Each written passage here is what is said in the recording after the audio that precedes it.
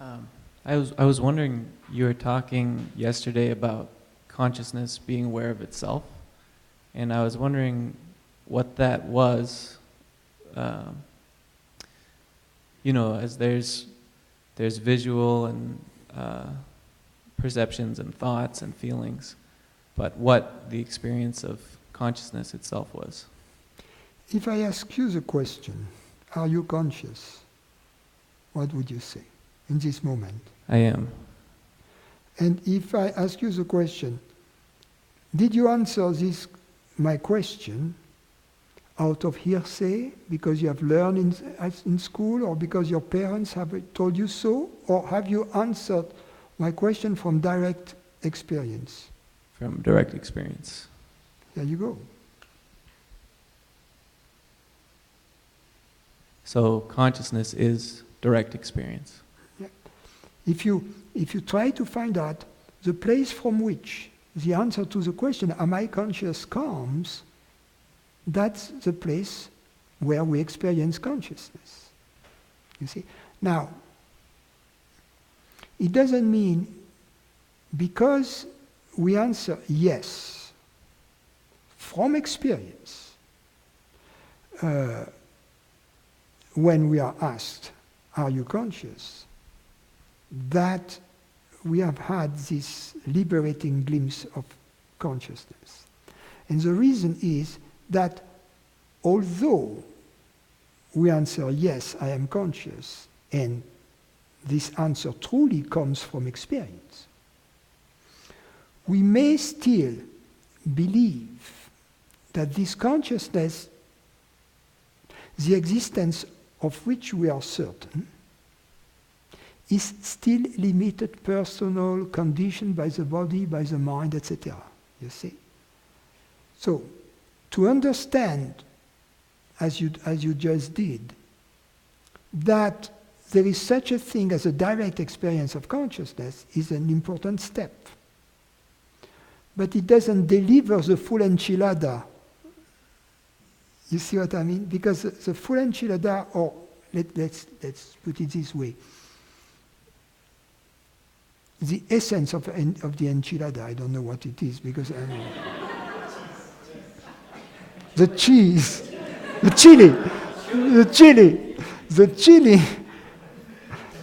chili gets delivered the moment it gets revealed that this consciousness is universal. When it breaks all the barriers, and it gets revealed that it is in fact the reality of all things. No matter how this revelation takes place. So, but already, to know that there is a direct experience of consciousness changes everything. Why?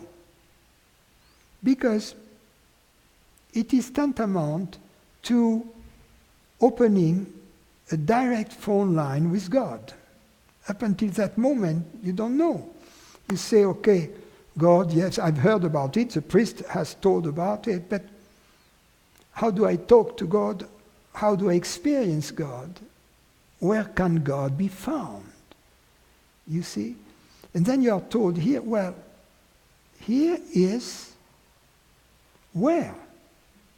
It is through this direct experience through which you know that you are conscious, that you can access God, because God is consciousness.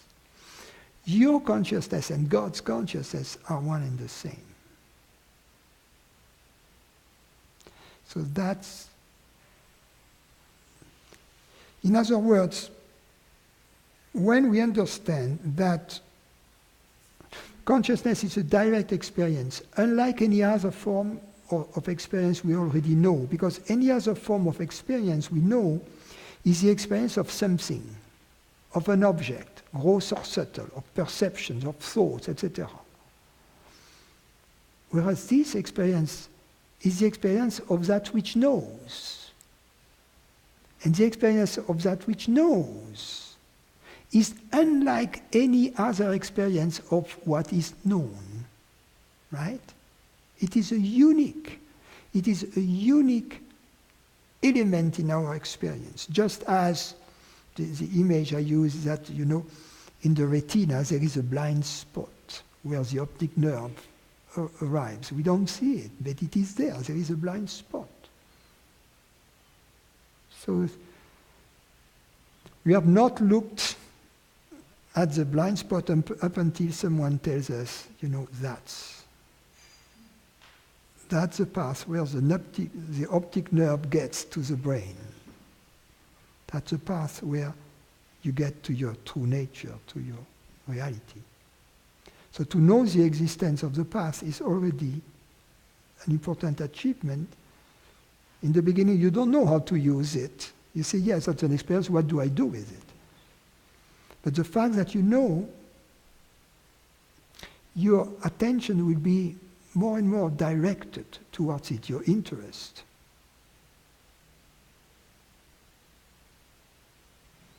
And the next question to ask is this consciousness through which I know everything I know, limited, personal? That's the next question, that's the next step. And that's the step, the liberating step is the answer to this question.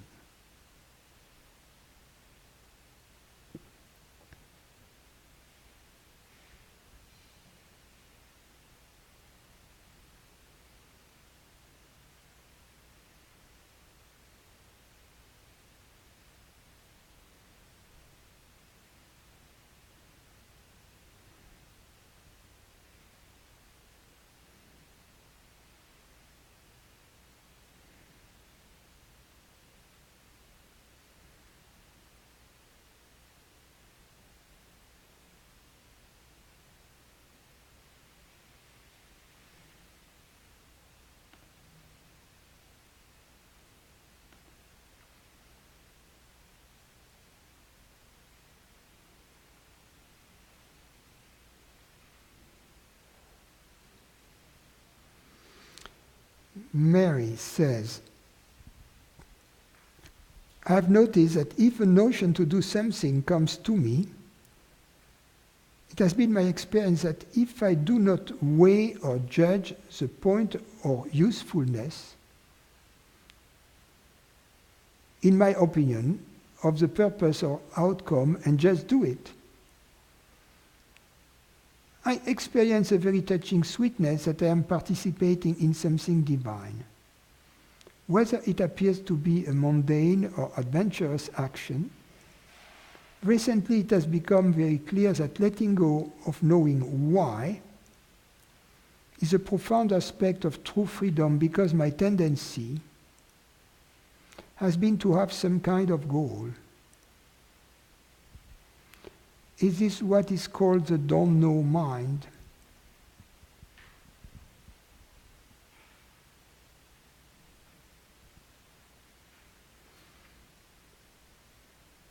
Yes, if you experience this touching sweetness that you are participating in something divine, that would be the don't know mind.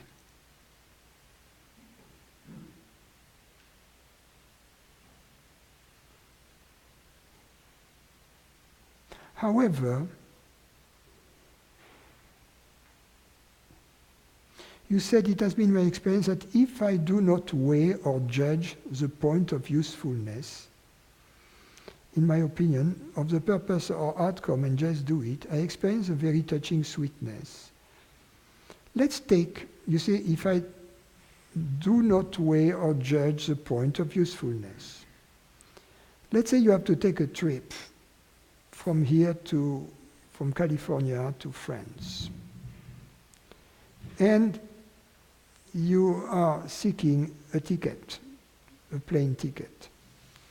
And let's say you don't weigh or judge the point of usefulness of the various propositions that are made to you. And you take the first offer. And then you realize that the first offer cost $4,000 round trip, and that the trip in economy, they say $2,500, it's a full ticket, and that the trip in economy takes 25 hours. And the next line on the page of the internet was offering you 955, 12 hours trip. So it would have been useful, in this case, to weigh and judge the point of usefulness of the various possibilities that were offered for your travel. In other words, I understand that there are moments when we have access to this sweetness and participation in something divine, but this feeling doesn't really relate to the absence of weighing or judging the point of usefulness. Because in the example, in the case in point I chose, I'm not sure that during the 25 hours you will experience a sense of touching sweetness after the hemorrhage of your wallet or your bank account and the tediousness of the long trip. So it must be that the touching sweetness and the participation in something divine has a different origin. And the origin is the point of usefulness for whom? You see, that's the point. Is your action impersonal or personally motivated? It is the impersonal action, whether deliberate or not, whether you have weighed or judged the point of usefulness of this action or not. It is the impersonal quality of the action that brings about the touching sweetness and the feeling that you participate in something divine. So it is interesting in that sense, precisely as we have to take an action to try to weigh and judge where our decision comes from. And you'll see that every time the decision comes from this impersonal place, or every time we do our best to make an impersonal decision, then there will be this perfume of sweetness around it. So check it out for yourself in your experience. And also, Mary reminds me that some people may send email to Francis at francislucille.com or other email addresses.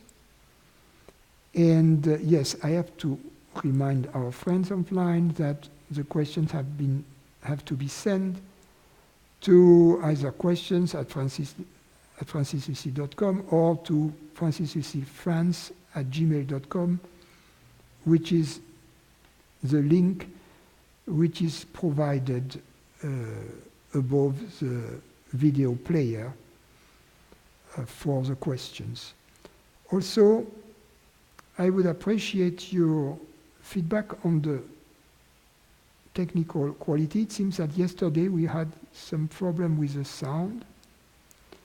I would appreciate if I could know how it went today.